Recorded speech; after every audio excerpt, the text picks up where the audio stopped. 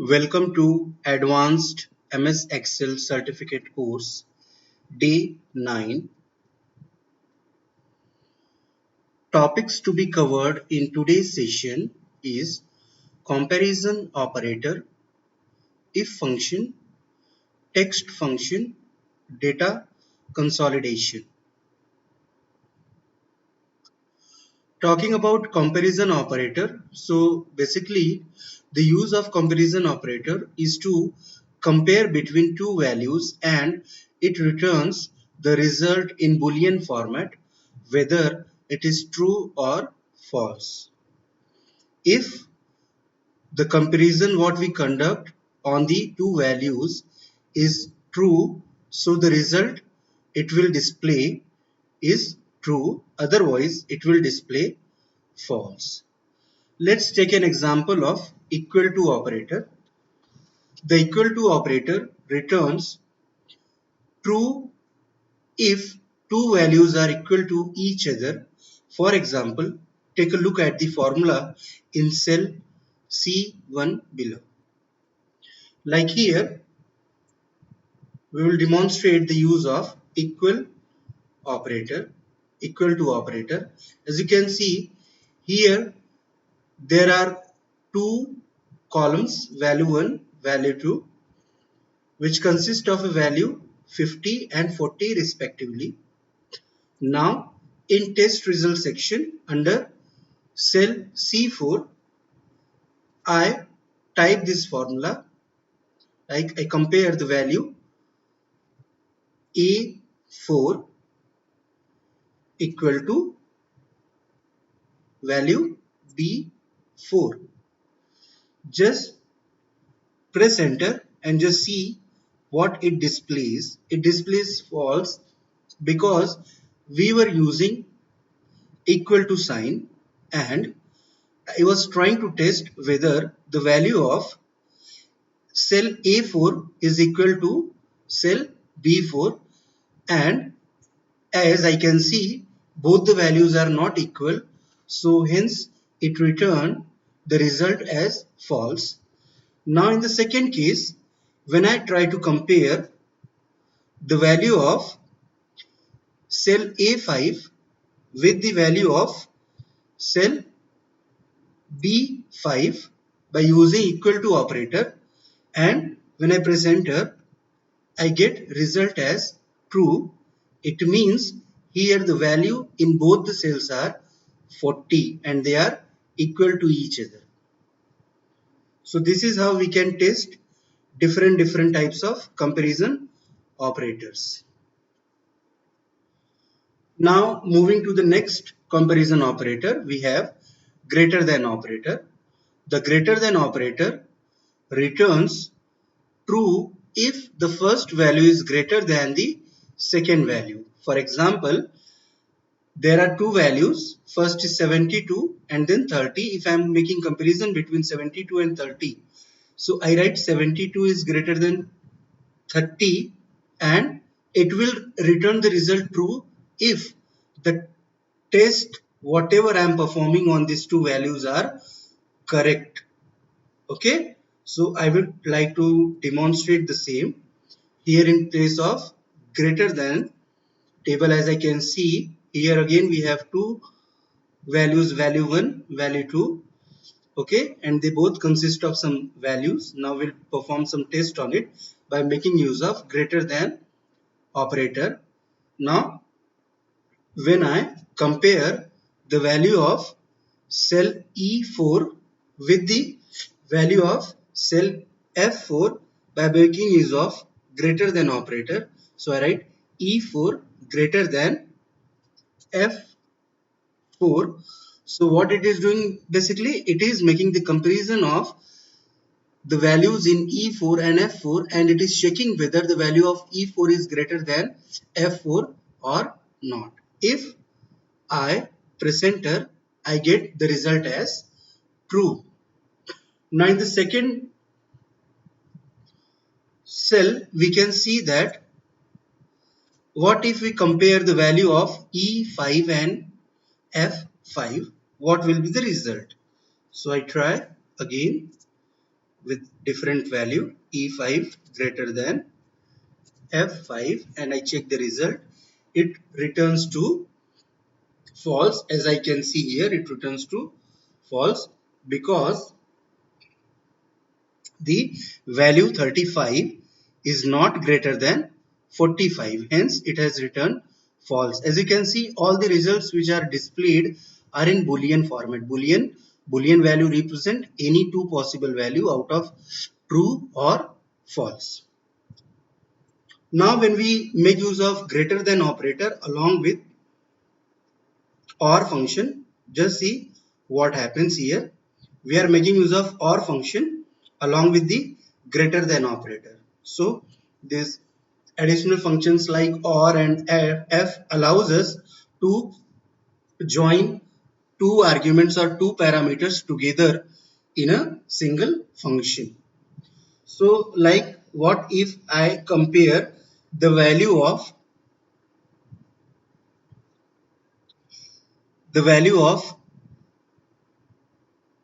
cell number A17 with number 50 and value of cell number B17 with number 40.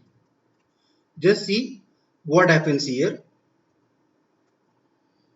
When I write the formula or bracket open followed by first value, I am comparing it with a random number, let's say 35 and comma, and I am comparing the second value, that is value 2, that is B17 with again a random number, let's say 45. The moment I press enter, just see what happens. It returns to true. Why? Because I am making use of OR function. So OR function, in the given argument, it applies the test on both the arguments, and if any of the test is passed, so it returns true. If both the test will fail, then only it will return false. Otherwise, it will always, in any condition, it will return true only. Like, just check this. What if I try to compare both the values by 50? So I write or now I compare this value and check whether it is greater than 50 or not, and then I do the same with this one, and again I check it with this. So I compare it with 50. Just see what is the result. Here it returns false. Why? Because when I am comparing both A18 and B15 with 50, so I find that both of them are returning false and they both are failing, and that is why it has returned false here. Okay. Now what if I take another scenario and I do the operation like or, and now I am comparing this value 25 with 20 comma this value with 20. Just see the result. Here it will return true because the reason is that here both the tests are passed, because the value of A9 is 25, which is greater than 20, and the value of B19 is 37, which is again greater than 20. So this is how it performs the operation. Now we will move to next operator. Now we'll see less than operator. The less than operator returns true if the first value is less than the second value. For example, take a look at the formula in the cell C1 below. As we can see, we are comparing the value 47 and 78, and I am making use of comparison operator, that is less than. So when I write cell A1 is less than B1, so it returns to true because the value 47 is less than 48. Now we'll see the demonstration. Like here, we have value 1, value 2. These are the two columns which has values like 25 and 37. When we are going to make the comparison on the value 1, and I'm making use of less than sign, and I'm making use of value 2, that is J4, and when I press enter, then what I see, I find that the result is true. Why? Because the value 25 is less than value 37. Now if the same operation I perform here with a different set of value, let's see the result when I'm comparing this I5 with J5. So I find the value 31 to be greater than 18. That is why here the result which will be printed is false. So this is how the less than operator works. And when we are making use of AND function, then just see what happens. Like OR function, we can also make use of AND function, and we can check two results together. Okay, now here what I can do, I can do the same thing like I did for OR. So I write AND here, and first I compare this value 50 and I check whether it is less than 30, followed by this value and I check whether it is less than 30. Just see what happens. The result will be false. Here in case of AND, it will return to true if and only if both the tests are passed. Okay, like in case of OR, the return result will be true if at least one test is passed. The value or the result of OR operator will be set to false only if both the tests are failed. Okay, here in case of AND operator, if the test of both the arguments are passed, then only it will return to true. Otherwise it will return to false in any case. Like we'll see the example here. What if I compare like this, and I compare 25 is less than 40, comma 37 is less than 40. Then just see what is the result printed here. It will print to true. And just see what if I do this operation like equal to and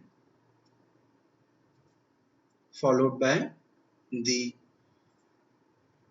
parameter is less than 20, comma here 18 less than 20. Just see, as here you can see it is printing false, but as I see this result has passed because 18 is less than 20, which is set to true.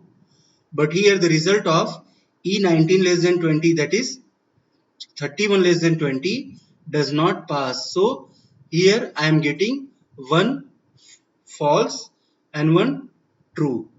So that is why it is returning as false. But in case of AND operator or AND function, the value will be returned to true if and only if we have two trues in this particular argument. Okay, so this is how it works. Now we'll try with a different operator like greater than or equal to. Now when we are using greater than or equal to, so it is the comparison of greater than and equal to operator, where by combining these two operator we can check if the first value is greater than or equal to the second value, then it returns to true. So if we demonstrate it, so we can see here, like here what it will do, it will check this particular thing.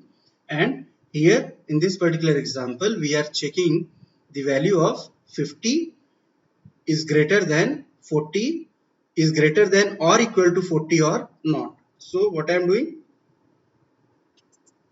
I am comparing this operator by making use of first greater than sign, followed by equal to sign, and then followed by the second value. And the moment I press enter, just see it returns to true. Okay, same in this case also, as I find here.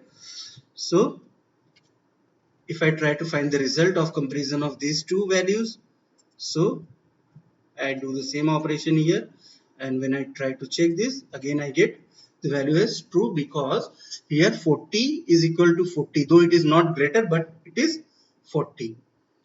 So both are same.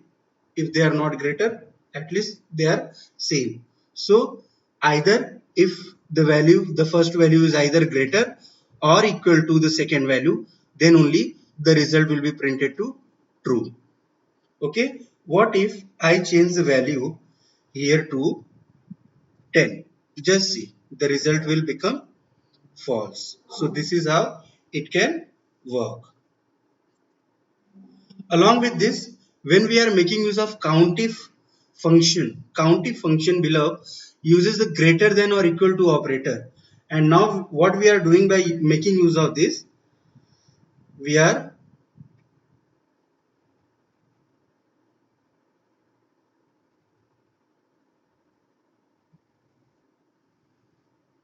in countif, what we are doing, we'll apply a countif function here and just see what it does. Okay, the moment I do, I get a range, like it will compare a range of variable and it will perform count on the given range on the basis of a specific criteria. So when I say that I want to count only those numbers which are greater than or equal to 10, so what happens?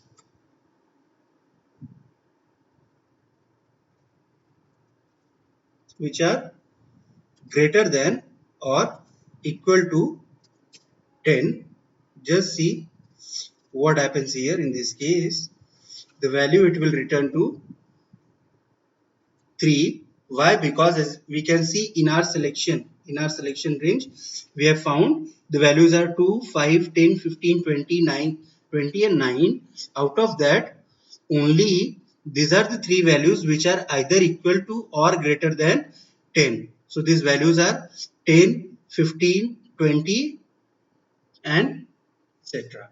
So this is how we can see, this is how the use of countif operator is done along with greater than equal to operator. Now let's move to the next comparison operator, that is less than or equal to. Here, like greater than equal to, less than or equal to operator is the combination of less than operator and equal to operator, where in combination it returns to true if the first value is less than or equal to the second value. As we can see here in our example, here in the table, we'll compare the two values and we'll make use of less than equal to sign. So I compare this 25 with less than equal to sign with the value 37. The moment I do that, yes, I find it true. Why? Because the value 25 is less than 37. Okay. And again, when I do the comparison over here by making use of these two values, just see what result I get here. That will be false. Why? Because 31 is not less than or equal to 18. So that is why it is returning as false. Now, along with less than sign, we can see the use of sum if function. Okay. So along the sum if function, we'll see the use of less than equal to sign. Now when I do some operation like countif counts the number depending on a given condition in a range of cell. But SUMIF, what it does, if the given condition satisfies, it adds those number which are found in that particular range. So when I write SUMIF,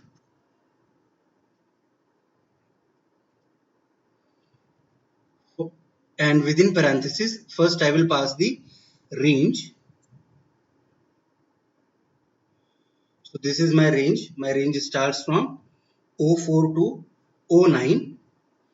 And what I do now, I pass the criteria and I say I need to add all the numbers which are less than or equal to 10. So what it will do, whatever numbers are there which are less than or equal to 10, they will be added.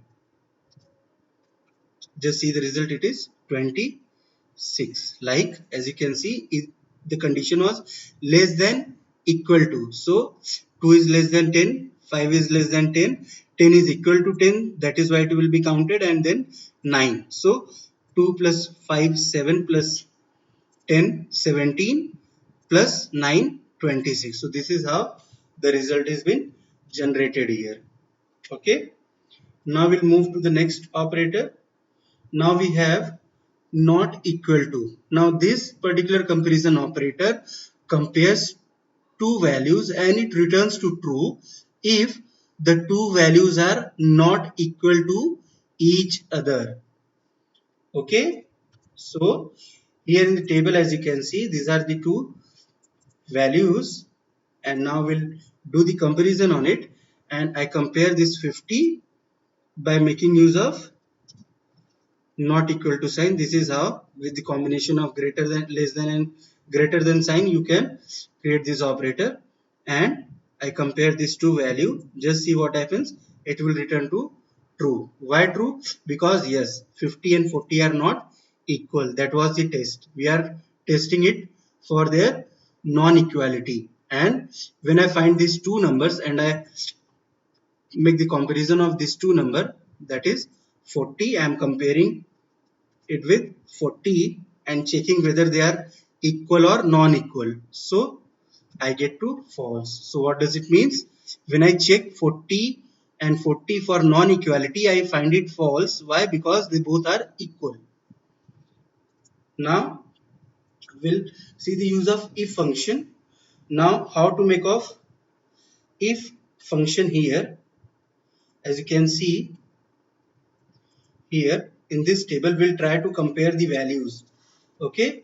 Now if I type if, and when I open the parenthesis, I see the parameter list. What it does, first thing it says that you have to perform a logical test followed by value if true and followed by value if false. Means if the logical test is evaluated to true, or if the logical test passes, then it should return a true value, and if it fails, it should return a false value. So what you want as a true value and as a false value, means what value you want to be printed when your logical test passes, and in case if it fails, so what result you want to be printed, that you need to specify here in these two parameters.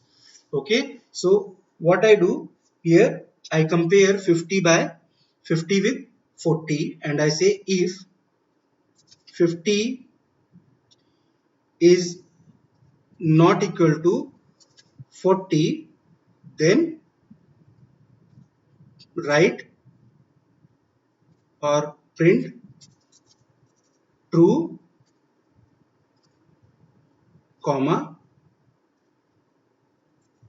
otherwise print false, and press enter. The moment I do, I find that 50 and 40 are not equal, so that is why it has written true. Now what if I compare red and blue here? Just see if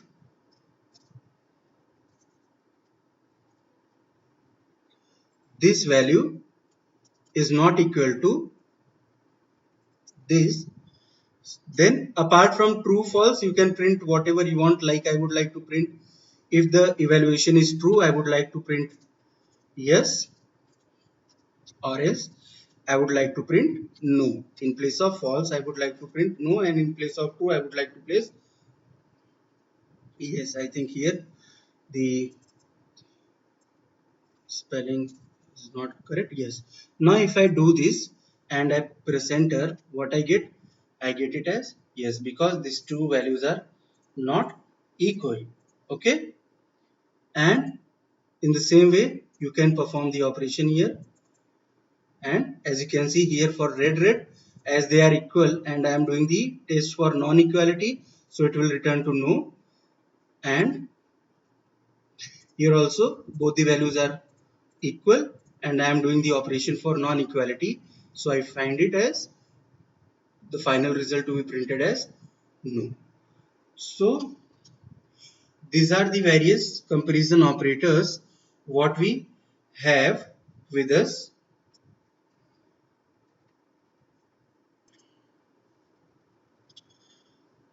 After comparison operator, we'll move to if function. The if function can perform a logical test and return one value for a true result and another for a false result. For example, to pass scores above 70. So, if we perform a comparison operation by making use of if function, so the function will be written as if A1 or the value of cell A1 is greater than 70.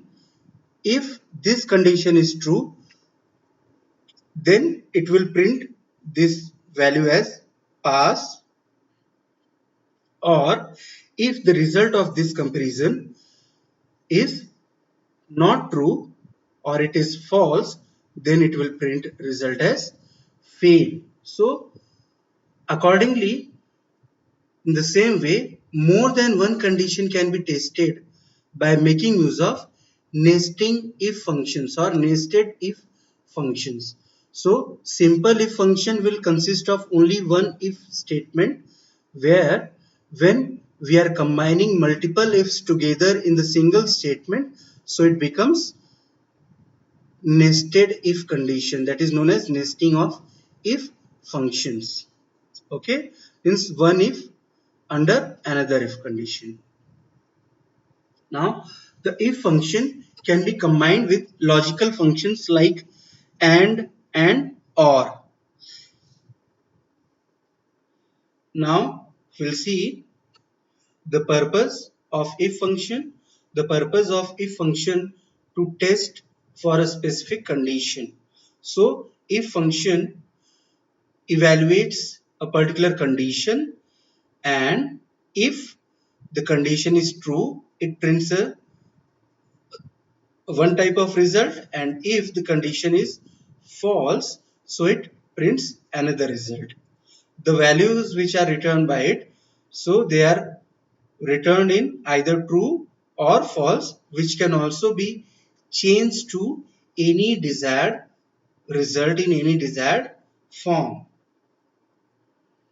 The syntax of a simple if statement is if function followed by parenthesis. Within parenthesis, the first argument which is passed is a logical test where you can perform some logical operation by giving some logical expressions, and you can do some comparison or any kind of logical operation, and then followed by value if true, that is the first result.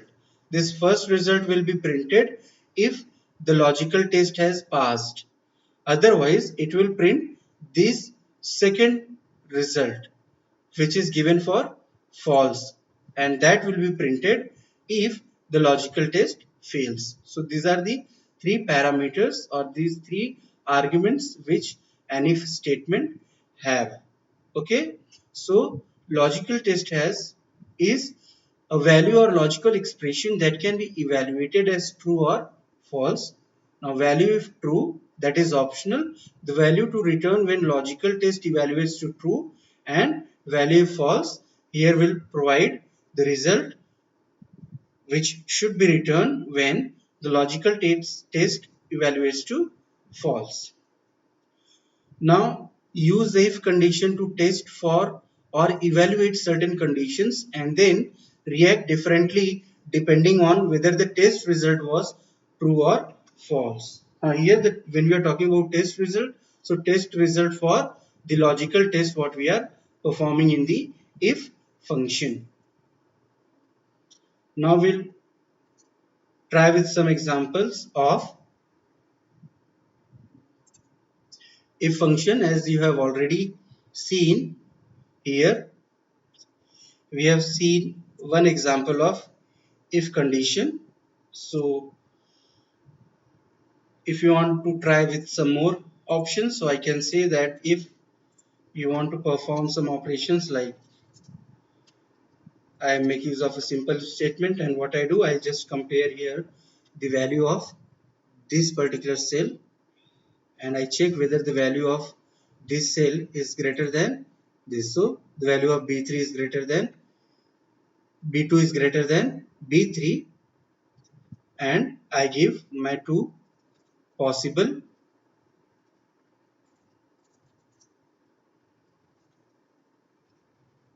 results. Okay.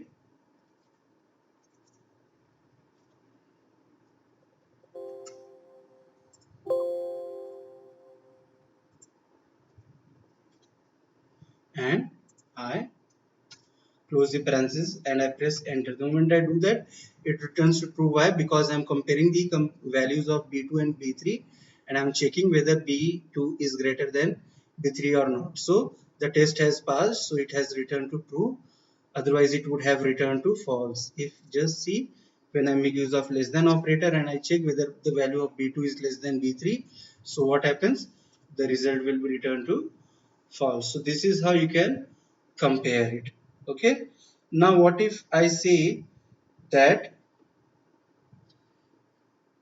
I need to check, I make use of if operator, if function along with and function. Okay, and just see what happens. So I check if and this value is less than 70 comma this value is also less than 70. So this is my logical expression. So if the logical expressions is true, if it is evaluated to true, so it should return yes, otherwise it should return no. Just see what happens. It returns yes. Why? Because when I'm performing this AND, so it will return to true for AND if and only if here both the comparisons are evaluated to true. Like I am comparing B2 with 70, yes. So the value of B2 is 68, which is less than 70, and again the value of B3, that is 44, is less than 70. So that is why it has returned to true, and the value which I get here in this particular cell is yes. So this is how you can make use of if operator. Now we'll talk about nested if. Nested if is a structure like one if function. Under that there is a logical test like a is greater than 3 comma, again there is a logical test. Okay, so sorry, there is again another if statement. Okay, so this is how it goes like. Okay, so this is what a nested if condition is. Now we'll see an example. For that example I will use this particular table where I can see the table consists of name, percentage and grade. So the grade column is blank. What I need to do, I need to calculate, or I need to assign a grade letter to all these candidates depending on their percent. Now, as you can see, they have received various percentage in a different range, like they have, someone has scored 68, someone has scored 40, 68, 42, 62, all that. Now what if I want to assign them a grade later, like O grade, A grade, B grade, C grade, or fail? So what I can do, how to do that? So one thing is that you can manually check each and every entry, and accordingly you can check that what is the criteria for assigning the grade later, and then you can do it manually. Or what you can do, you can make use of nested if statement, and you can assign the grade automatically. Now the criteria for assigning the grade is, like here I say grades, okay, and range. So the grades are O, A, B, C, and fail. Now the range here is, if the value is greater than 75, greater than or equal to 75.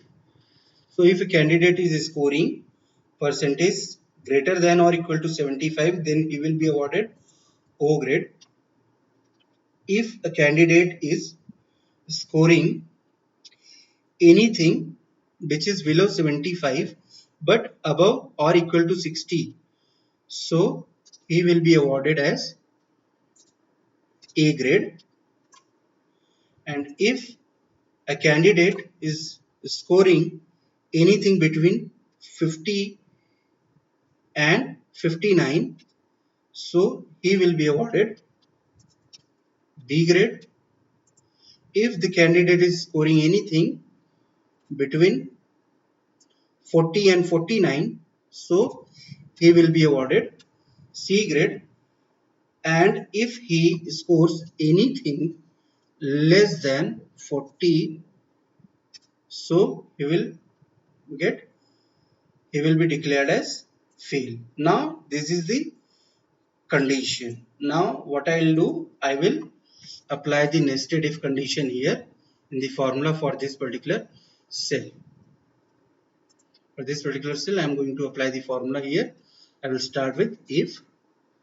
Now what is the first logical test? First I have to check the value for O grade. So what I will do, I will compare the value of this particular cell, and I will check whether it is greater than or equal to 75.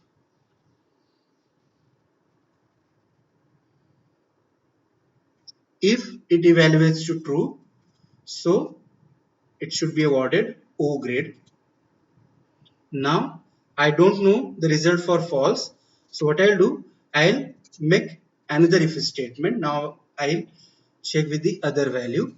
Now I check if the value at B2 is greater than equal to 60, means if it is not greater than equal to 75, so it will check for 60, whether it is greater than equal to 60 or not. If the condition is true, so it should print A, else again it will check the condition and it will check the value of B2, whether it is greater than or equal to 50.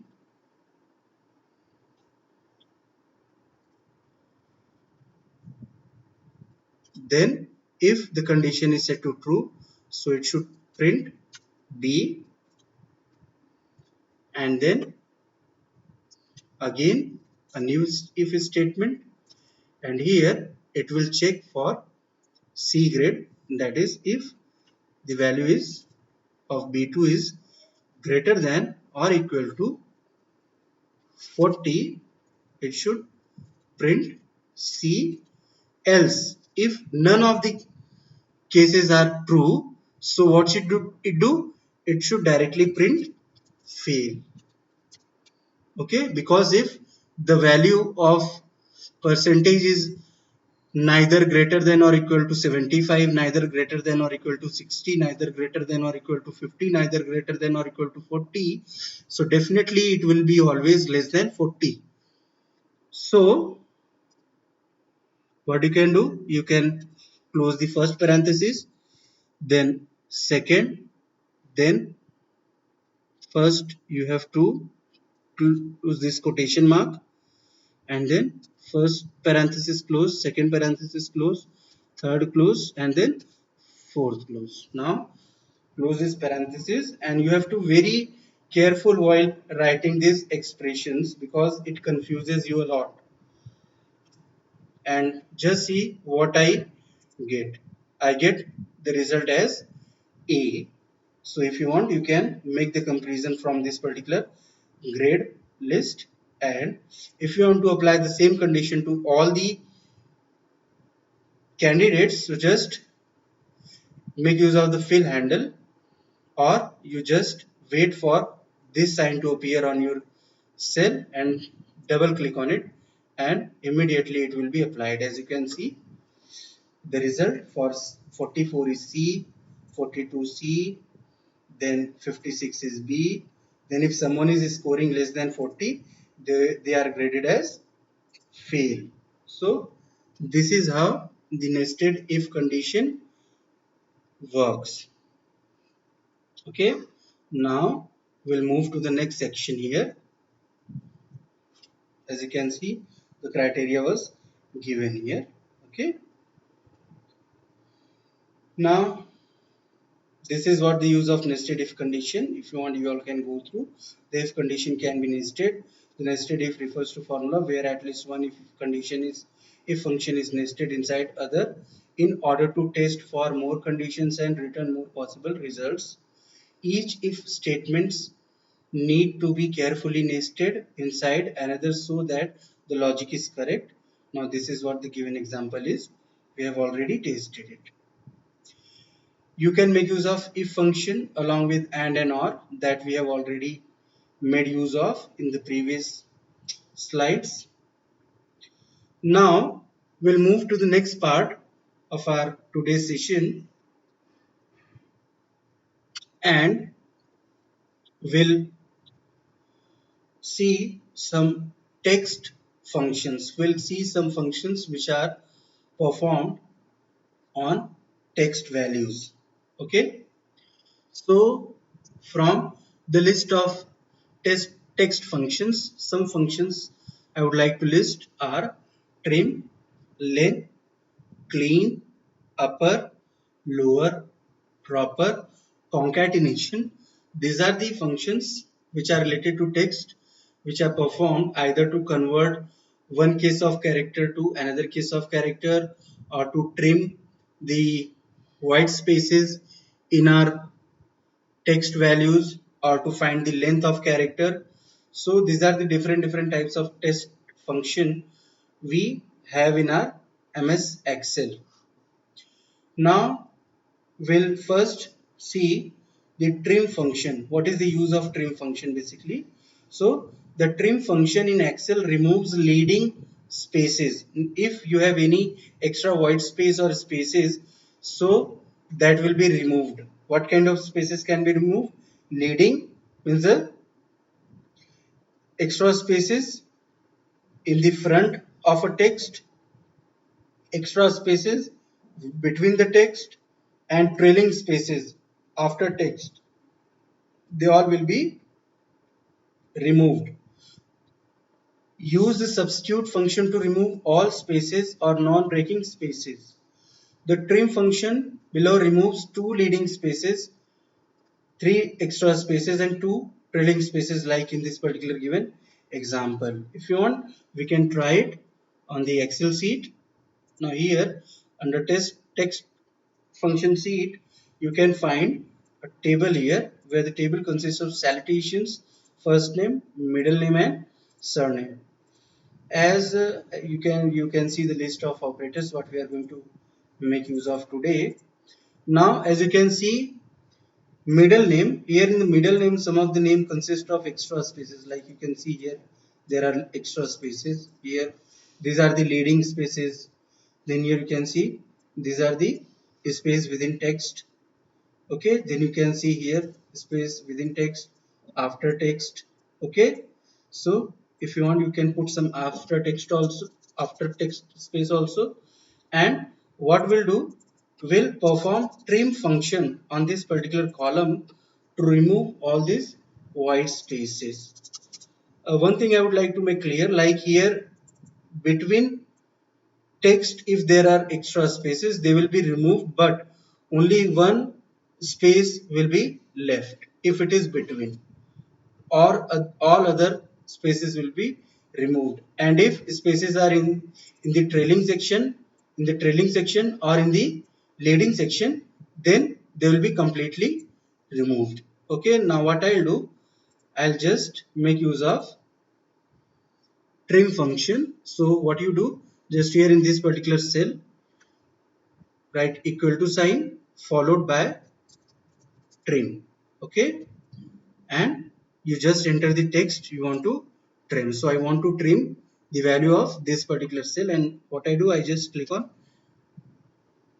enter, and the moment you enter, what happens, just see all the leading and trailing spaces has been removed. And if you want to apply the same formula to all of these cells of this column C, what you can do, you can just click on this particular sign. The moment you see that, like in case of Bharat Kumar, all the extra spaces here has been removed. Okay, so this is how it works. Here in this case, it has removed all the extra spaces from the between, but it has kept one because it is treating both as a two separate words. Okay, so this is how it works. Now, what if you want to make use of len function? So basically len function in Excel allows you to get the exact length of a string. Here length function also counts the white spaces or any extra characters in your text. Okay, then apart from len function we have clean function. Clean function is like trim only, but like trim removes the white spaces, clean function removes all the non-printable ASCII characters. Whatever 32 non-printable ASCII characters are there, they all will be removed by making use of clean function. Then we have lower function. This lower function, you can apply it on any of the text value. What it does, it converts the case of that particular character. Suppose if the text is in capital letter, so it will convert it to a small letter. Okay, so this is how the lower function work. If you want to convert a small case character to uppercase character, then you can make use of upper function. And if you have a sentence, or if you have two words written in either in uppercase characters or lowercase character, if you want them to be in proper case character, what is the proper case character? The proper case character converts the word in such a manner so that the first letter of each and every word will become capital. The first letter of each and every word will become capital. So that is what the proper case consists of. Then we have concatenate function. The concatenate function is used to join two strings or two text, or the values given in two different cells that can be joined into one cell by making use of concatenate function. So first we'll try to see these examples here in our Excel sheet. Like we have already performed the operation of trim function. Now we'll try to perform the operation of len. Now we'll apply this len function here on first name. So what you do, just write equal to sign followed by len and then enter the text of which you have to count the length. Here it has used double parenthesis. I'll remove it. I'll make it single and just see it prints 9. If you want, you can manually count the number of characters which are there in value Vaishali. Now, if you want to apply the same to all the cells, so you can do it in this way.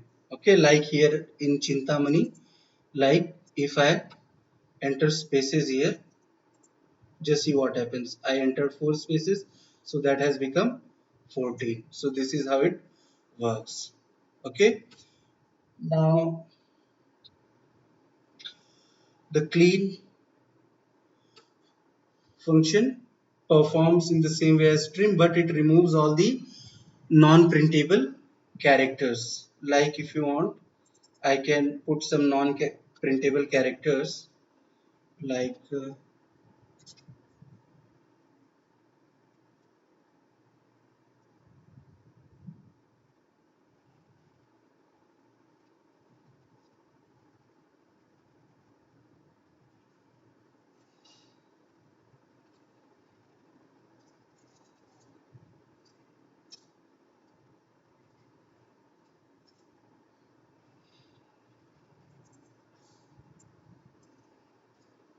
all these are the white spaces. I'll keep them and I will apply the same thing here on clean, and when I select this particular cell, just see what happens.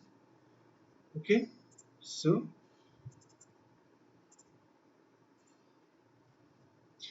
the non-printable characters are consist of this kind of thing.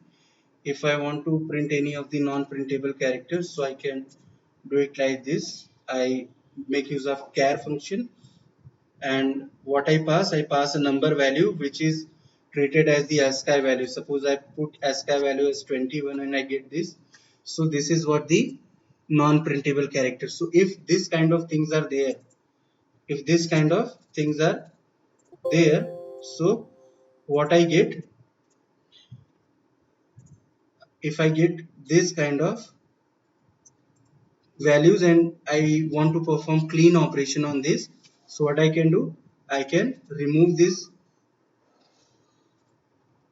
type of characters, non-printable characters, by making use of clean function, and the moment I do that, they will be cleaned, that they will be removed. So this is how we can perform clean operation. And apart from that, what if you want to convert the case of a character from a normal case to uppercase, then from upper to lower or to a proper case? So how we can do that? Like here, what I will do, I will convert this first name into uppercase. So what I do, I make use of upper function, okay, and followed by the text that needs to be converted into uppercase format. And the moment I do, as you can see, here it was in proper case, now here it has become into uppercase character. And if you want to apply the same rule to all the cells, so you can do that in this way. Okay, now lower, suppose all these names are in uppercase character. If you want to convert them into lowercase character, so what you can do, you can make use of lower function followed by the text as a parameter or argument, and the moment you press enter, you get here each and everything into lowercase character. So this is how the conversion can be done. Now suppose this was in the lowercase character, and what if you want to make it into proper case? So what you can do, you can write proper. So proper will capitalizes the first character of each and every word, and just pass this value as parameter and just press enter.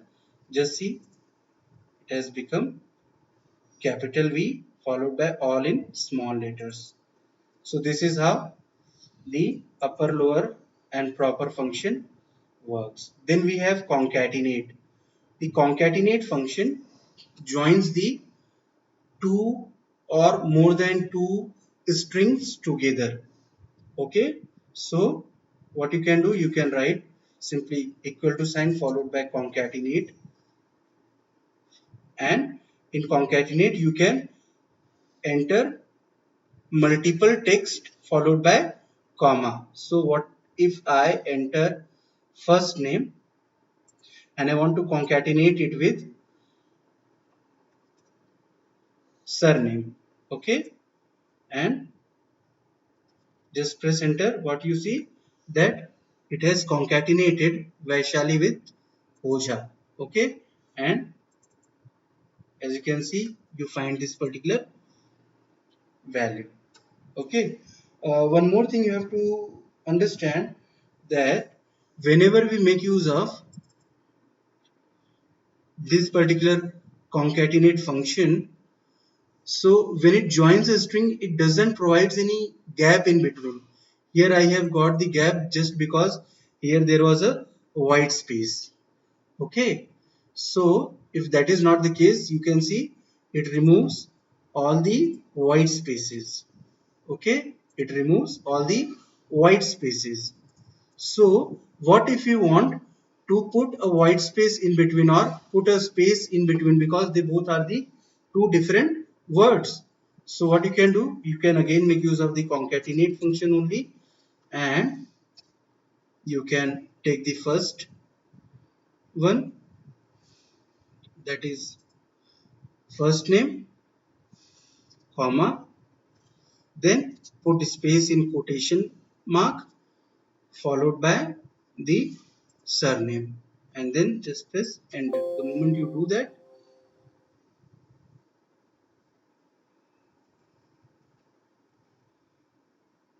the moment you do that, you get the value as this, and just apply. As you can see, now here you will find a gap of one space between the first and surname. Okay, so this is how the concatenate can work. Now if you want to perform the same operation of concatenation without using concatenate function, without using concatenate function, so you can make use of and sign. Okay, that and sign is used as ampersand sign. Now what if I want the first name, okay, to be combined with first name to be combined with surname? So I'll make use of B2 and operator followed by D2. Just see what happens.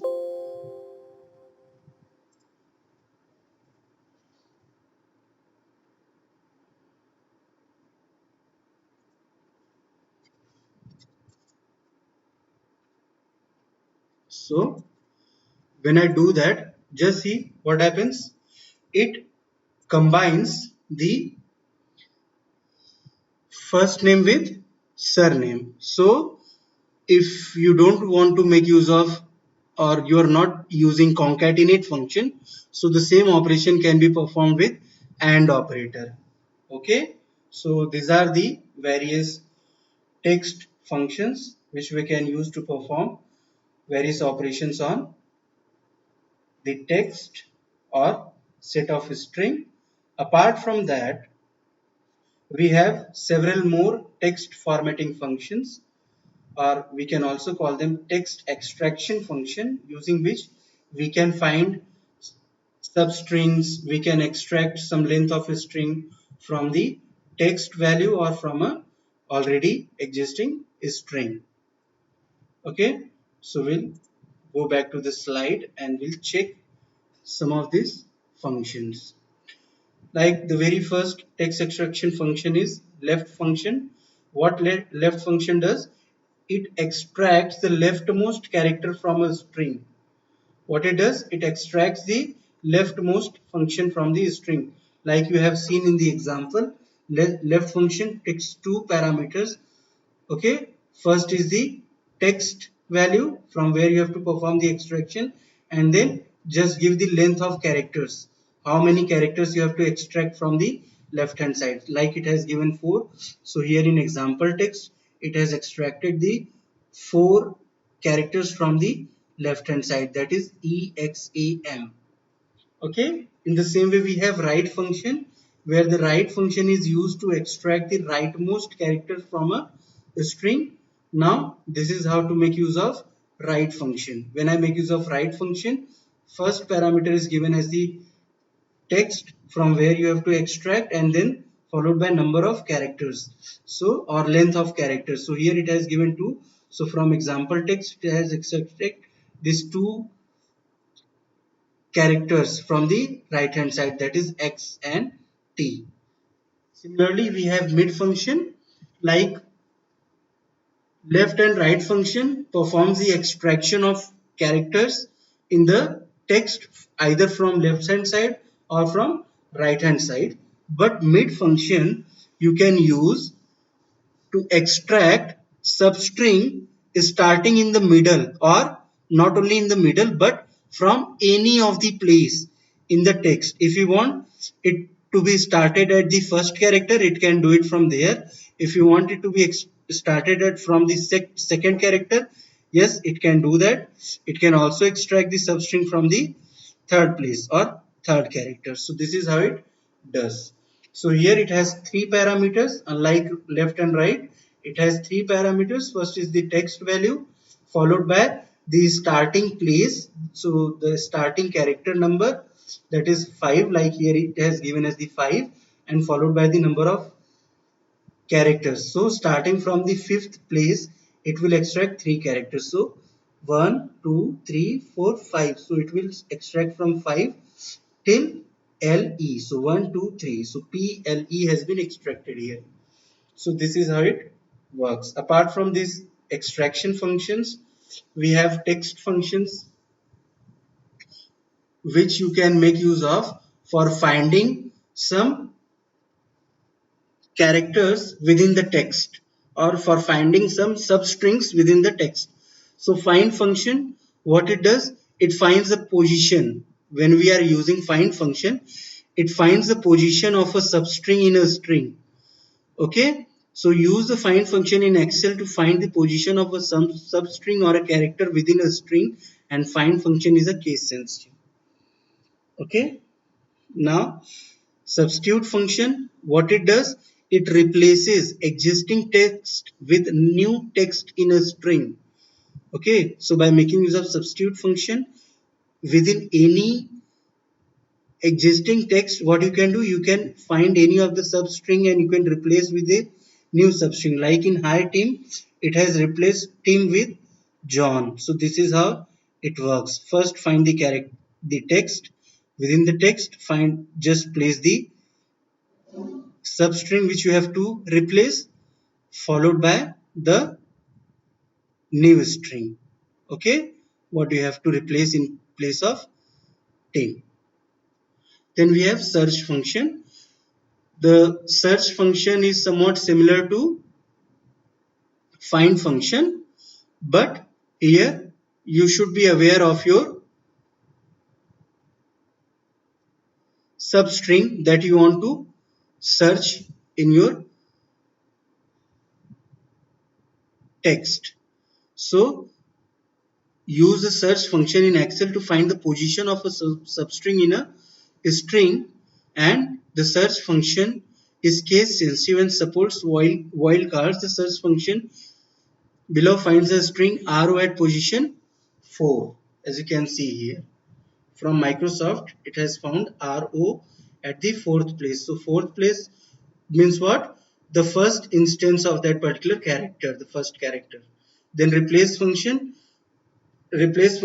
is like substitute only, but to replace existing text with new text in a string, the replace function is used. If you know the position, like here in case of substitute, what we are doing, we are just putting the substring and the new substring, the old substring and the new substring to which it should be replaced.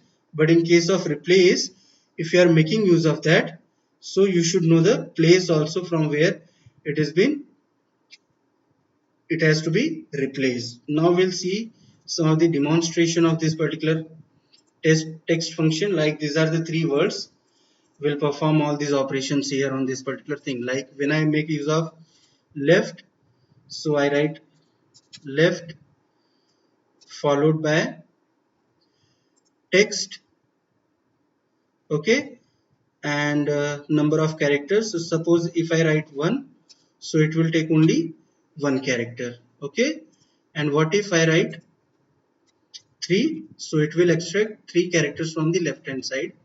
In the same way here for right, I can take this as example, and if I don't pass anything, just see what happens. It returns E. Why? Because it will extract the rightmost character. Okay. So at least one character will be returned. Now what if I pass the number of characters to 2? So it will extract the 2 characters from the right hand side. That is CE. Okay. The same way, if you make it to 5, just see what happens. Okay, now if I am making use of mid, so mid starts from any random place. You have to specify the number of, or the index value from where you have to extract the character. So here in mid, just provide the parameter,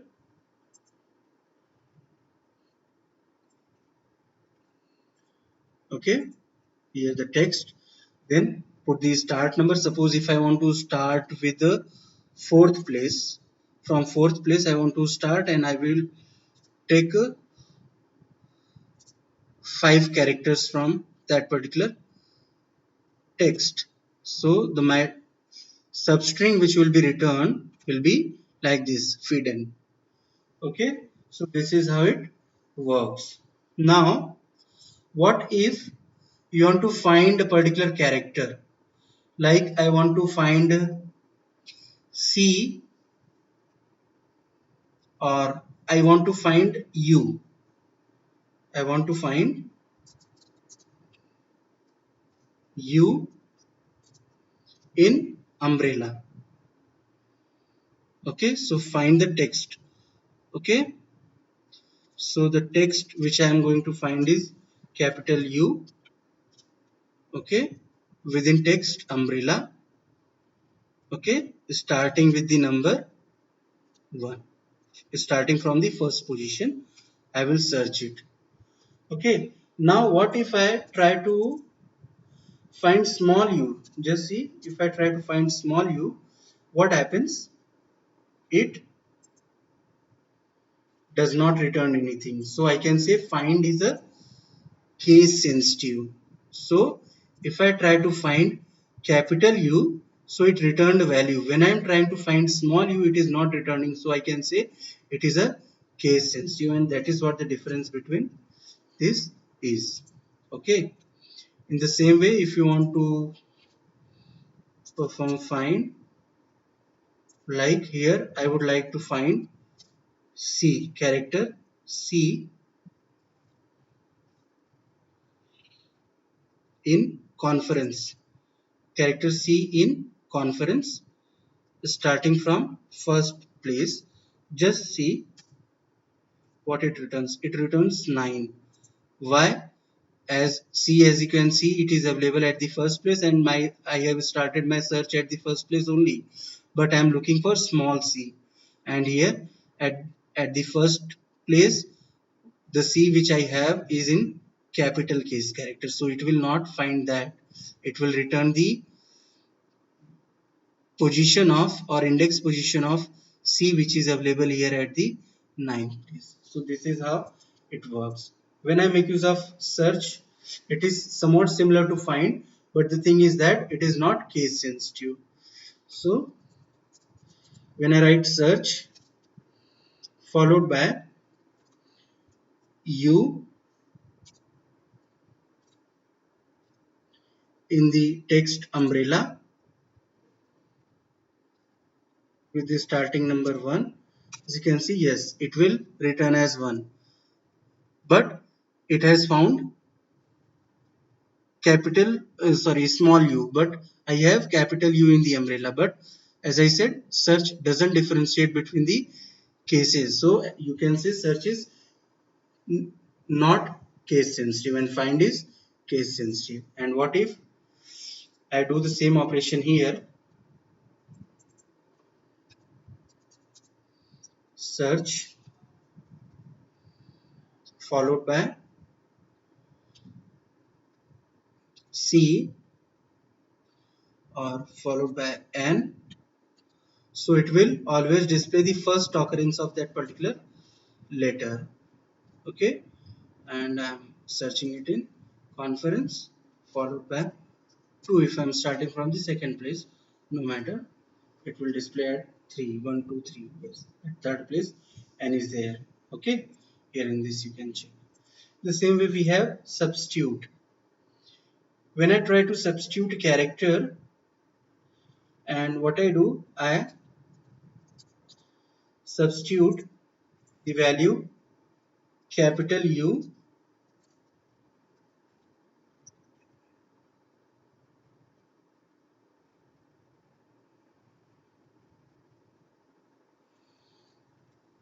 here. You have to take the text first, then you have to take the old text which you want to replace. Like I want to replace capital U with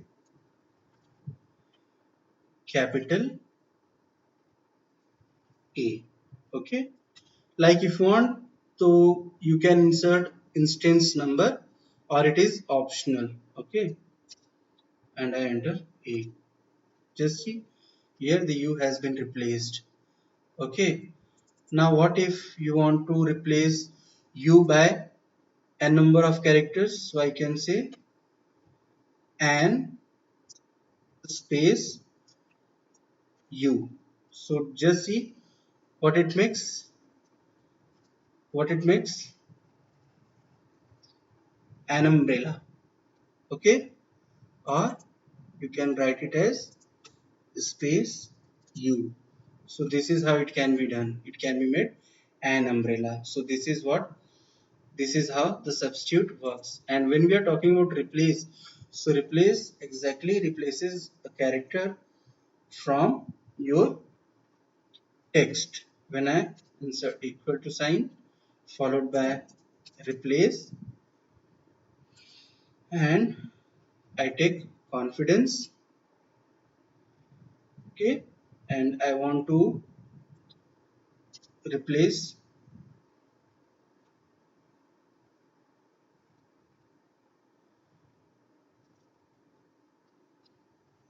C, that is capital C. I want to replace that capital C,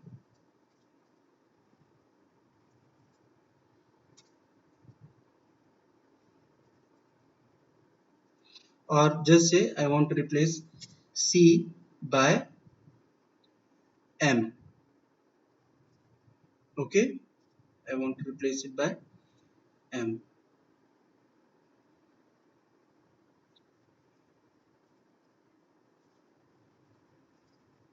And one thing is missing here, that we needed to specify the start number.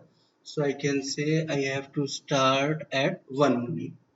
Okay, at the first place only, and I click on 1.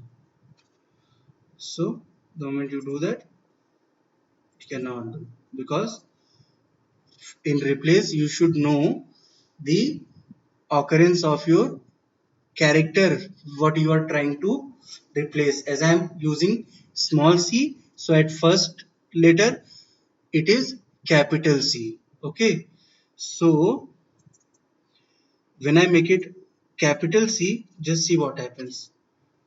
it will do the change because it is case sensitive.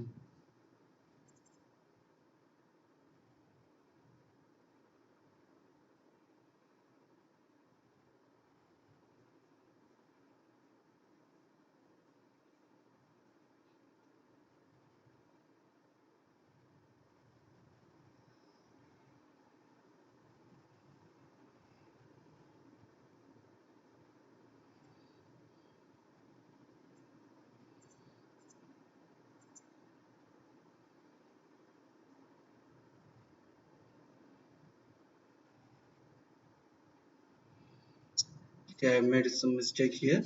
What I need to do here is, first thing I need to enter the text in which I need to make replacement, followed by starting number, that is from 1 to number of characters, that is 3, and followed by the new text. So I can say ABC.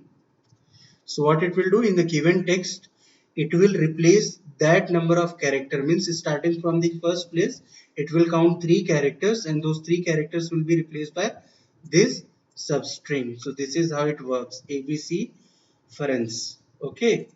So if you are making use of replace, you should know the exact position of your replacement characters or replacement substrings, what you need to replace or substitute. So this is what the difference between substitute and replace. In substitute, you can replace the any substring with another substring regardless of the position.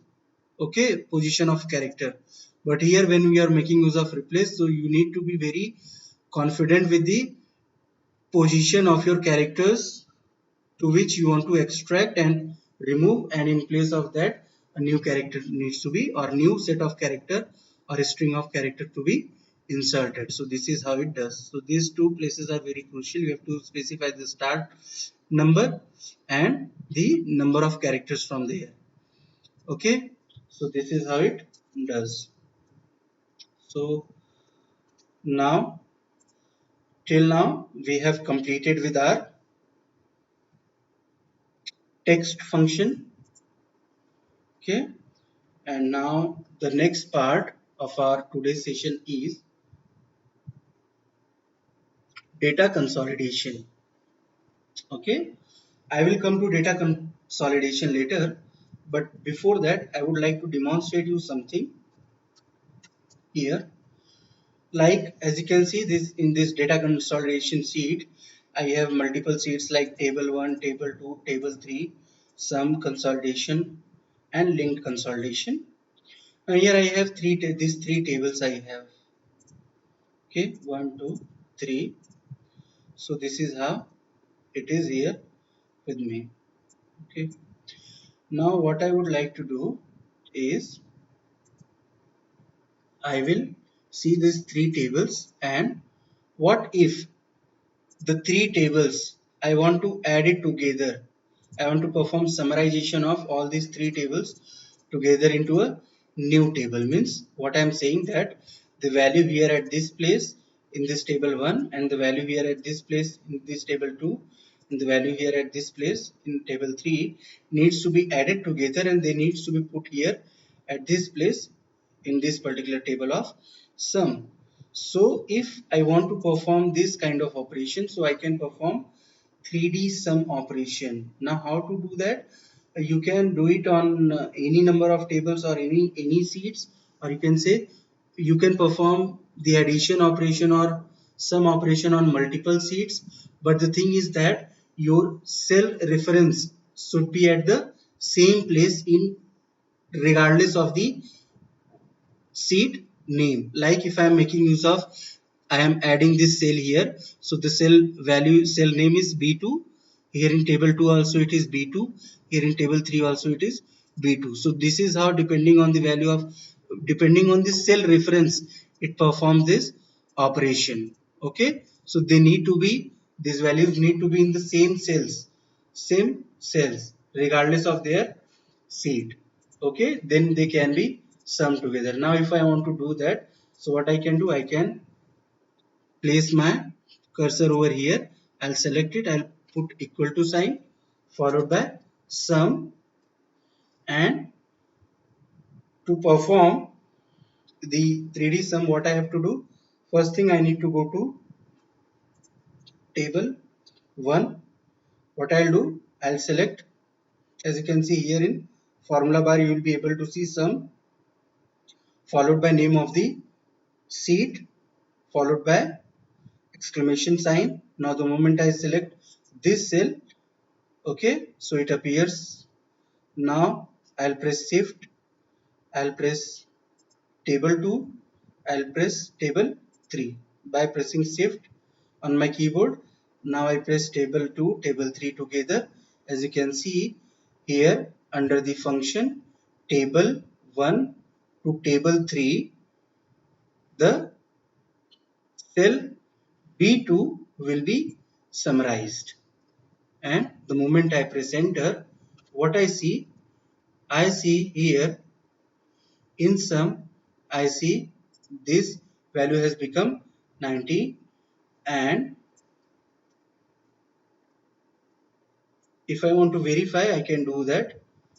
Here it is 20, here it is 30, and here it is 20 again. So the total is given as 70. Now if I want to apply the same thing here to all the cells, so I can do that.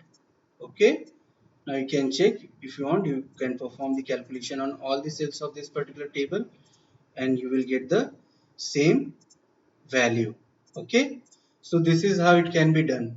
But what if I change the value here? If I change the value of 20 to 30, just see I have increased the value by 10, and you can see the change is reflected over here also.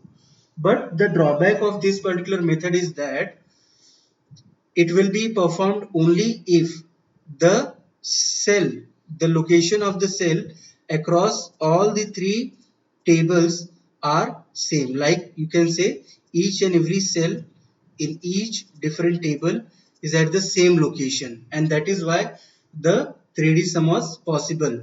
What if I say that I have changed the place, or I have moved this particular table from there to this particular place? So then it will not perform, or it will not be able to perform that particular 3D sum operation. Okay, as you can see here the values have been reduced. Now what it has done, it cannot add the value of table 1. Why? Because the cell B2 does not consist of any value, so by default it will be treated as 0.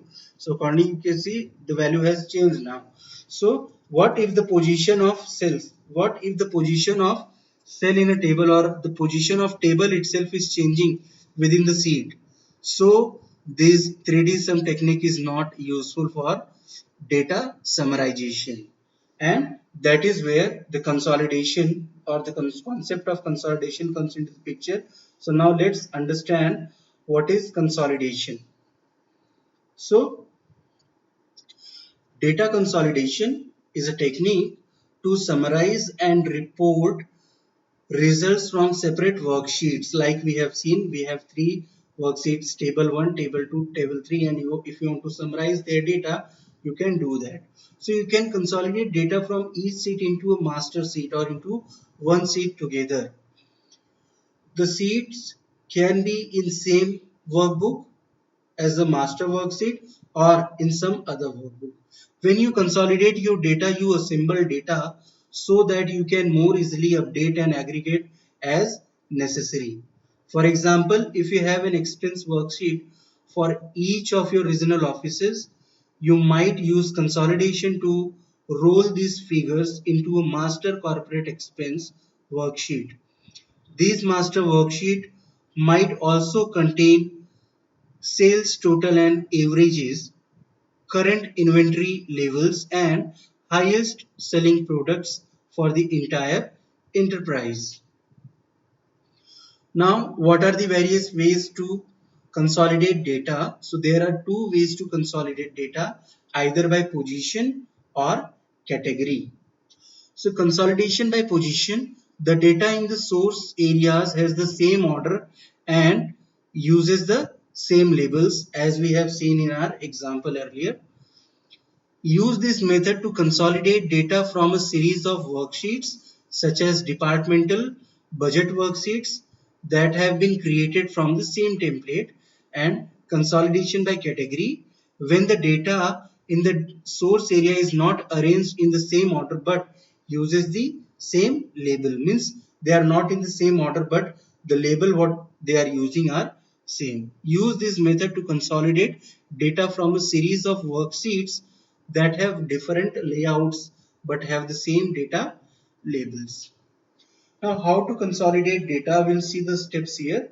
So, follow these steps to consolidate several worksheets into a master worksheet. So, if you want, you can read these steps and then you can consolidate your data sheets together.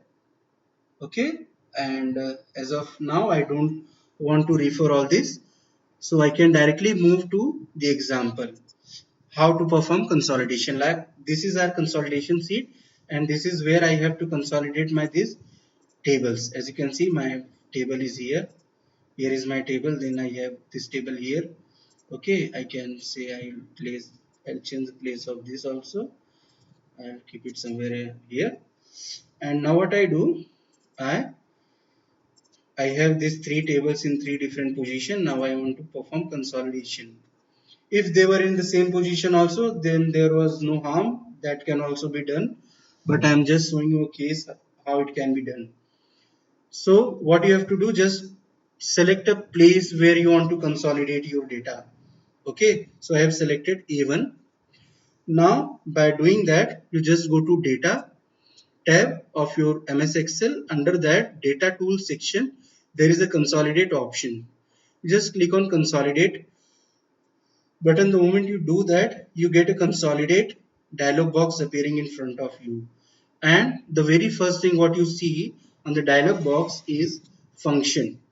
So these are the number of functions what you can perform or what you can use for summarizing or for consolidating your data across the multiple worksheets.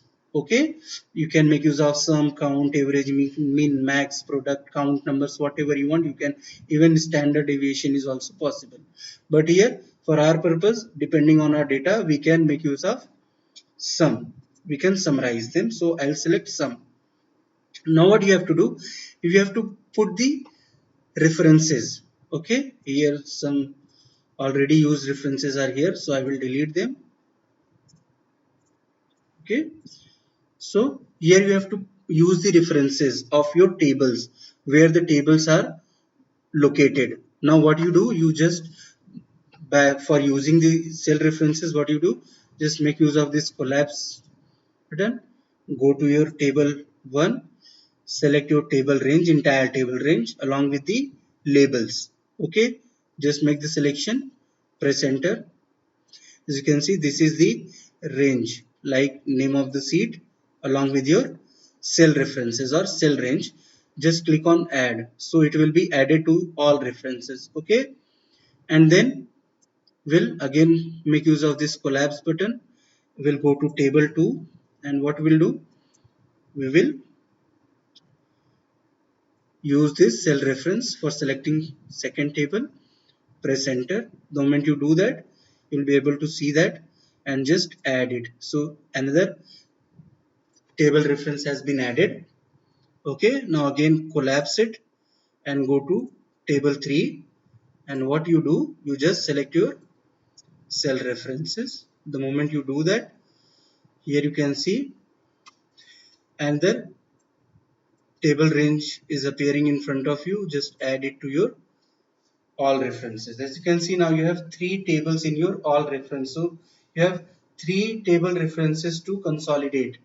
Okay, now here whenever you perform consolidation, you have to remember that if you have selected the labels, also labels like the header column and the uh, column header and the row header, then what do? You use these labels.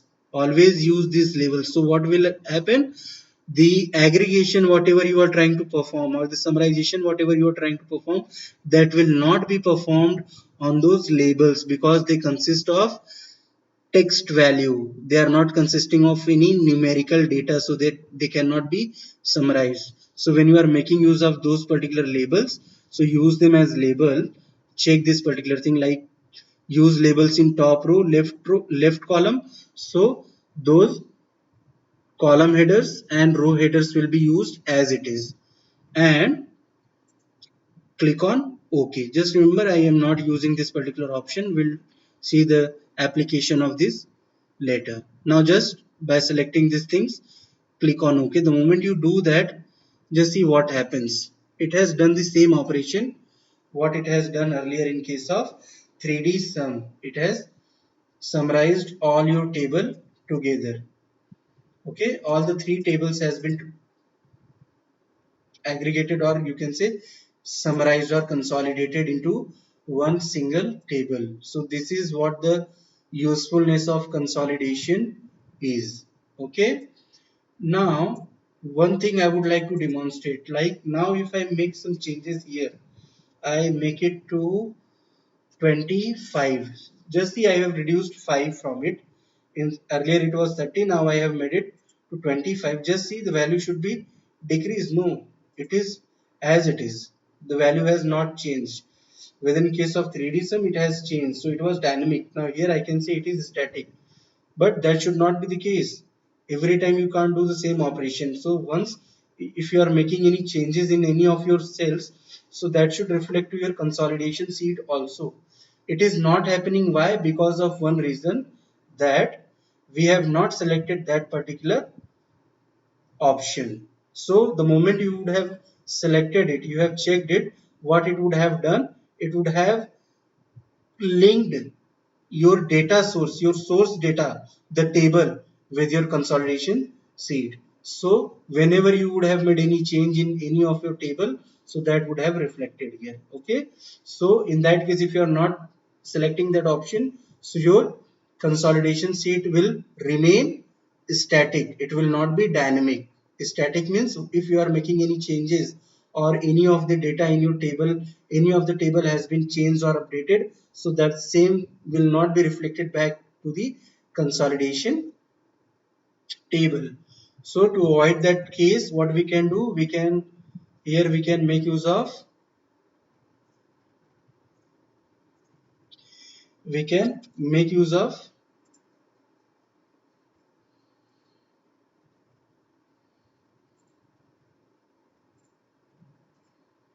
linked consolidation. So in a separate sheet, I will perform consolidation again.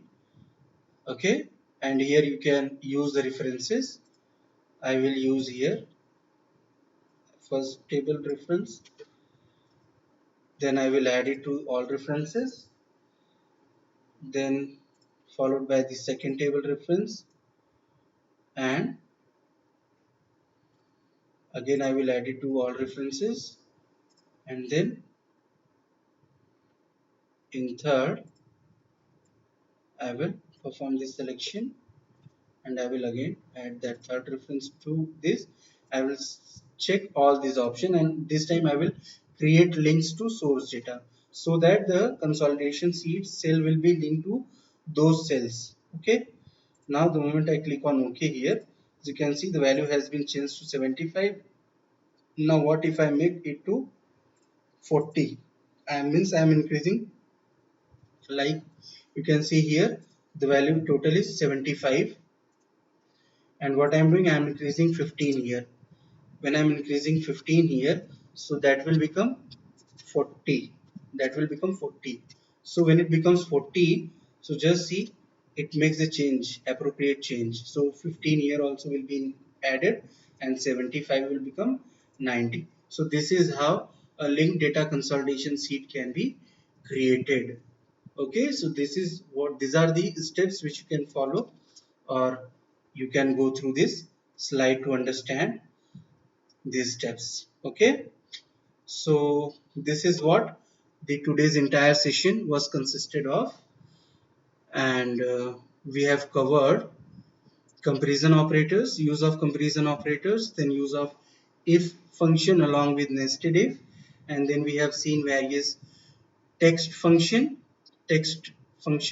using which we can perform various operations like search, find, replace, and extracting substring, converting the case of characters from lower to upper to proper, and then we have also seen that how to consolidate multiple seeds together into a single seed. Thank you.